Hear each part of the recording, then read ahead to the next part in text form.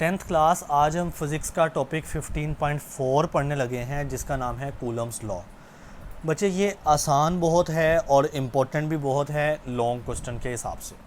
अब ये जो कूलम्स लॉ है ना, ये बेसिकली चार्जेस के अट्रैक्शन या रिपल्शन का लॉ है। यानी अगर सेम पॉजिटिव पॉजिटिव चार्ज हों तो यू नो कि वो एक दूसरे पर रिपल्शन की फ़ोर्स लगाते हैं, यानी वो दूर भेजते हैं एक दूसरे को। सेम नेगेटिव नेगेटिव चार्ज हो तो वो भी सेम करते हैं, यानी एक दूसरे पर रिपल्शन की फ़ोर्स लगाते हैं। लेकिन बेटे अगर ऑपोजिट चार्ज हों यानी पॉजिटिव और नेगेटिव, तो वो क्या करेंगे, वो एक दूसरे को अट्रैक्ट करेंगे यानी अट्रैक्शन की फ़ोर्स लगाएंगे। तो बेसिकली ये जो चार्जेस रिपेल या अट्रैक्ट करते हैं ना, वो एक फ़ोर्स लगाते हैं और उसका नाम है इलेक्ट्रोस्टैटिक फ़ोर्स। और ये जो फ़ोर्स है ना, ये सबसे पहले हमें चार्ल्स कूलम ने 1785 में दी थी। उसने एक एक्सपेरिमेंटल लॉ दिया to explain the nature and magnitude of electrostatic force between the charges. तो ये सारा हो गया इंट्रोडक्शन।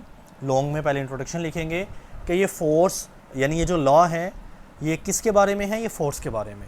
और ये लॉ सबसे पहले किसने दिया, कब दिया, चार्ल्स कूलम ने 1785 के अंदर। जी तो बच्चे कंसीडर करते हैं हमारे पास ना दो चार्ज हैं, ये एक चार्ज और एक ये चार्ज। अच्छा, इनकी नेचर मैटर नहीं करती, दोनों पॉजिटिव हो जाएं, दोनों नेगेटिव हो जाएं या एक पॉजिटिव एक नेगेटिव हो जाए, तो इनके दरमियान फोर्स तो एग्जिस्ट करनी है, यानी सेम होंगे तो ऑपोजिट डायरेक्शन में यानी रिपल्शन की फ़ोर्स, और अगर ऑपोजिट चार्ज होंगे तो अट्रैक्शन की फ़ोर्स। अब बच्चे इन चार्जेस के ना नाम रखते हैं। यू नो चार्ज का सिंबल क्यू होता है। चार्ज का सिंबल क्या होता है, क्यू। जैसे फोर्स का सिंबल एफ है, मैस का सिंबल एम है, तो चार्ज का सिंबल बहरहाल क्यू है। तो अब जो पहला चार्ज होगा उसको Q1 बोलेंगे, दूसरे चार्ज को Q2 बोलेंगे, यानी चार्ज 1 चार्ज 2। ठीक है, अब ये इनकी मैग्नीट्यूड होती है। चार्ज 1 जो है उसकी मैग्नीट्यूड Q1 है।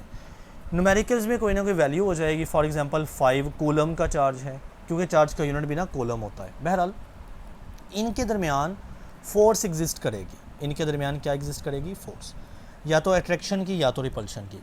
कूलम लॉ के मुताबिक ये जो फोर्स है ये डायरेक्टली प्रोपोर्शनल है किसके, Q1 इंटू Q2 के, यानी Q1 Q2 दोनों चार्जेस का प्रोडक्ट है Q1 इंटू Q2। इसके डायरेक्टली प्रोपोर्शनल होनी है ये वाली फोर्स, चाहे वो अट्रैक्शन की हो चाहे वो रिपल्शन की हो। और अगर आप गौर करें तो इस चार्ज का कोई ना कोई सेंटर होगा और इस चार्ज का भी कोई ना कोई सेंटर होगा। इन सेंटर के दरमियान का, यानी दोनों चार्जेस के सेंटर के दरमियान का डिस्टेंस होगा r।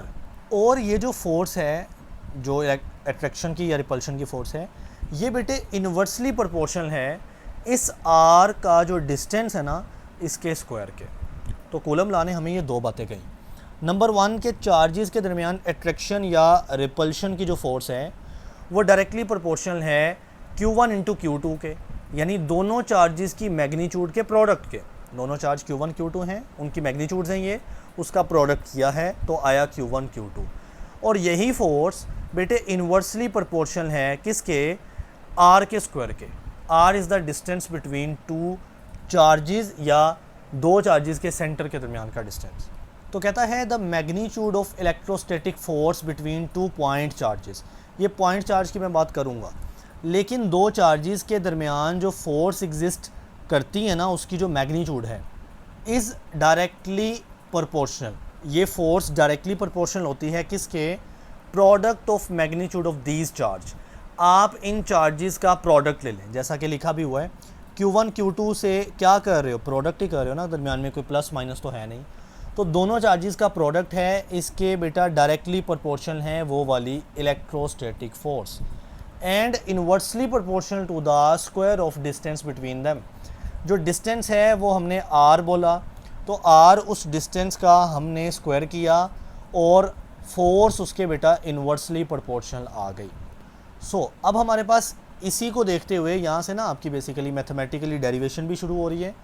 ये बेटा आपकी इक्वेशन 1 कहलाएगी, जिसमें force directly proportional to Q1 into Q2 बोला, और ये इक्वेशन नंबर 2 कहला रही है जिसमें force inversely proportional to R square बोला है।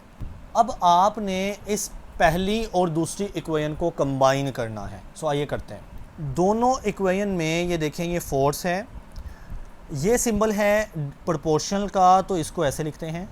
एक इक्वेशन यानी पहली इक्वेशन में है Q1 इंटू Q2 और दूसरी इक्वेशन यानी इसका नाम दूसरी रख रहे हैं, इसमें है 1/r²। तो 1/r², ये बेसिकली ना मल्टीप्लाई होते हैं जब आप इक्वेशंस को कंबाइन करते हो। सो अब Q1 Q2 को हम ऊपर वाले 1 से मल्टीप्लाई कर रहे हैं, तो ये Q1 Q2 है।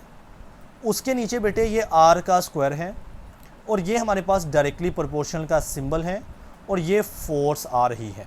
अब बच्चे जब मैं इस प्रोपोर्शनल सिंबल को इक्वल में तब्दील करता हूँ, तो आप पढ़ते आए हैं फिज़िक्स के अंदर कि हम ना कोई कांस्टेंट लगाते हैं।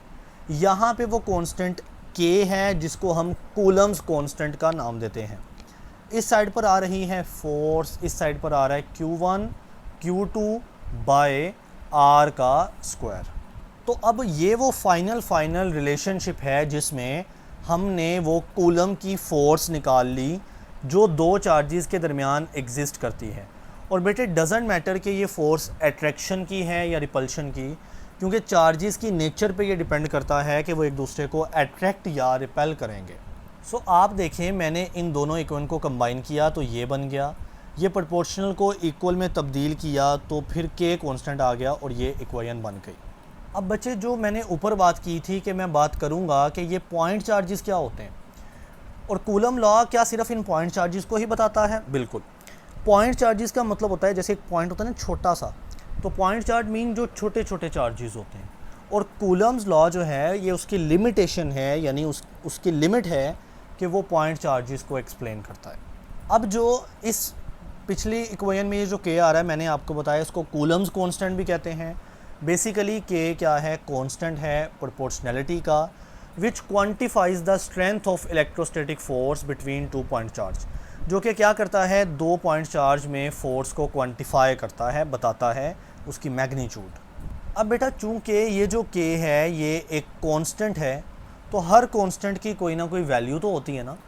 जैसा कि आप ग्रेविटेशनल कांस्टेंट g पढ़ते आए हो, उसकी एक स्पेसिफिक वैल्यू होती है 6.67 इंटू 10⁻11। बहरहाल कहने का मतलब है कि कांस्टेंट की कोई ना कोई तो वैल्यू होगी। k की भी वैल्यू हम पढ़ेंगे, लेकिन बच्चे इसकी वैल्यू जो है ना वो डिपेंड करती है मीडियम के ऊपर। मीडियम से मुराद है कि जो दो चार्जेस होंगे, पॉजिटिव हो जाएं चाहे नेगेटिव हो जाए, इससे फ़र्क नहीं पड़ता। वो जो चार्जेस हैं उनके दरमियान कौन सा मीडियम मौजूद है? क्या उनके दरमियान एयर मौजूद है? क्या उनके दरमियान वाटर मौजूद है? क्या कोई कंक्रीट मौजूद है? या फिर कुछ भी नहीं, जिसको हम वैक्यूम बोलते हैं। तो हर मीडियम के होने पर k की वैल्यू थोड़ी सी चेंज हो जाती है जी। तो ये बात देखें कि जो वैल्यू ऑफ k है determined by the medium between the charge, वो k की वैल्यू डिपेंड करती है कि चार्जेस के दरमियान क्या मीडियम मौजूद है। और अगर वैक्यूम है या एयर है, देखें फ़र्क थोड़ा बहुत है लेकिन तकरीबन वैल्यू सेम होती है। यानी अगर दोनों चार्जेस हैं ना, उनके दरमियान वैक्यूम मौजूद है या एयर मौजूद है, तो जो k की वैल्यू होती है वो अप्रॉक्सीमेटली यानी तकरीबन आती है 9 × 10⁻⁹, और इसका यूनिट भी याद रहना चाहिए, न्यूटन मीटर स्क्वायर पर कूलम स्क्वायर, यानी कूलम पावर -2। तो ये k की वैल्यू है और k मैं बार बार बता चुका हूँ कूलम्स लॉ के अंदर आने वाला कांस्टेंट ऑफ प्रोपोर्शनैलिटी है। इस k की वैल्यू डिपेंड करती है मीडियम के ऊपर, और अगर एयर या वैक्यूम हुआ तो तकरीबन वैल्यू सेम रहती है, ऑलमोस्ट, दैट इज़ 9 × 10⁻⁹। तो बच्चे k के ऊपर खुद से अगर सवाल आ जाए तो यहाँ से लेकर यहाँ तक लिखना है, और आता होता है कि कूलम्स लॉ के अंदर जो k है वो क्या चीज़ है। और आखिर वाली बात भी मैं बता चुका हूँ कि जो कूलम्स लॉ है ना, is applicable primarily to the point charge, यानी पॉइंट चार्जेस के ऊपर ये लॉ अप्लाई करते हो, whose sizes are negligible compared to the distance separating them, यानी उन चार्जेस का जो साइज़ है वो इतना छोटा कि नेग्लिजिबल हो और उनके दरमियान जो डिस्टेंस है वो बहुत बड़ा हो। यानी उनके दरमियान का जो डिस्टेंस है उसके कंपैरिजन में, उसके साथ अगर कंपेयर करें तो उन छोटे छोटे चार्जेस का साइज़ क्या हो जाता है? नेग्लिजिबल हो जाता है जी। तो बेटे अब ये जो साइड बॉक्स है ना जिसमें न्यूटन वर्सेस कूलम है, ये एक इम्पोर्टेंट शॉट है और मैं ये भी आपको पढ़ा रहा हूँ जी। तो अभी जो आपने कूलम्स लॉ पढ़ा है, कूलम्स लॉ, उसकी इक्वेशन मुझे बता सकते हैं? Force equal to k Q1 Q2 by R square. ये है कूलम लॉ जो अभी हम ख़त्म करके हटे हैं। और जो न्यूटन का लॉ है जो कि बेसिकली ग्रेविटी का लॉ है, न्यूटन के तो और भी लॉज है ना, लेकिन जो न्यूटन का ग्रेविटी लॉ है उसमें उसने एक फार्मूला दिया है F equal force equal G m1 m2 over R square. आप देखें इनकी शक्लें यानी इनके इक्वेशंस की शक्लें कितनी मिलती हैं, इस वजह से हम इन दोनों में कंपैरिजन करेंगे जी। तो पहली बात, दोनों लॉज के अंदर, इस लॉ और इस लॉ के अंदर जो आने वाली फोर्स है वो इन्वर्सली प्रोपोर्शनल है इस आर यानी डिस्टेंस के स्क्वायर के। बच्चे this is called inverse square law. Inverse यानी इन्वर्सली प्रोपोर्शनल है, स्क्वायर यानी डिस्टेंस के ऊपर स्क्वायर है, तो ये लॉ होता है इन्वर्स स्क्वायर लॉ। तो आप इधर भी देख सकते हो कि फोर्स डिस्टेंस आर के स्क्वायर के इन्वर्सली प्रोपोर्शनल है, और इधर भी सेम चीज़ आप देख सकते हो कि फोर्स आर डिस्टेंस आर के, फोर्स एफ डिस्टेंस आर के स्क्वायर के इन्वर्सली प्रोपोर्शनल है जी। तो पहला पॉइंट कि सिमिलर फार्मूलाए बेसिकली फार्मूला की जमा होती है, यानी दोनों के फार्मूला सिमिलर एक जैसे होते हैं। इन्वर्स स्क्वायर लॉज यहाँ पे फॉलो होते हैं जी। तो मैंने दूसरा जो डिफरेंस पढ़ाना है ना वो मैं कुछ बता चुका हूँ कि कूलम्स लॉ जो है उसमें आने वाली ये जो फोर्स है बेटे, ये अट्रैक्शन और रिपल्शन दोनों की हो सकती है ना, चार्ज पे डिपेंड करता है ना, कि अगर चार्ज सेम नेचर के हैं तो अट्रैक्शन और चार्ज ऑपोजिट नेचर के हैं तो रिपल्शन। यानी इस लॉ में जो फोर्स आ रही है वो मे बी अट्रैक्टिव हो, मे भी रिपल्सिव हो। लेकिन जो न्यूटन का ग्रेविटी लॉ है, ग्रेविटी की फोर्स हमेशा अट्रैक्शन करती है, यानी कभी ज़मीन की ग्रेविटी ने हमें रिपेल किया है नहीं, वो हमेशा अपनी तरफ खींचती हैं, यानी ऑलवेज़ एट्रैक्टिव। सो ये बात हम देख लेते हैं कि जो ग्रेविटेशनल फोर्स है ओनली एट्रैक्टिव होती है, जबकि कूलम की जो फोर्स है, जो इलेक्ट्रोस्टैटिक फोर्स है बेसिकली, वो मे भी एट्रैक्टिव और मे भी रिपल्सिव हो सकती है। तो ये बात लिखी है कि जो इलेक्ट्रिकल फोर्स है आर एट्रैक्टिव एंड रिपल्सिव, यानी वो एट्रैक्टिव भी हो जाती हैं और रिपल्सिव भी हो जाती हैं। नेक्स्ट, अगर हम न्यूटन के लॉ में आने वाली ग्रेविटी की फ़ोर्स को देखें तो बच्चे ये तब हमें वाजे होती है, इंपॉर्टेंट होती है, जब लार्ज मैस होता है। जैसा कि अर्थ के केस के अंदर आप देखते हो कि अर्थ का मैस कितना बड़ा है तो उसकी ग्रेविटी बड़ी इंपॉर्टेंट हो जाती है। लेकिन कूलम लॉ में हमने पढ़ा है कि ये पॉइंट चार्जेस को फॉलो करती है, यानी पॉइंट चार्ज जो छोटे छोटे चार्जेस हैं। तो ये तीसरा फ़र्क हो गया। सो कहता है कि यहाँ पर जो कूलम की फ़ोर्स है ना, बल्कि पहले न्यूटन की बात करते हैं, are important when dealing with large mass and distance. तो जब बड़े बड़े ऑब्जेक्ट या मैस होते हैं या डिस्टेंस होता है ना उनके दरमियान, तो हम न्यूटन की फ़ोर्स को प्रेफर करते हैं।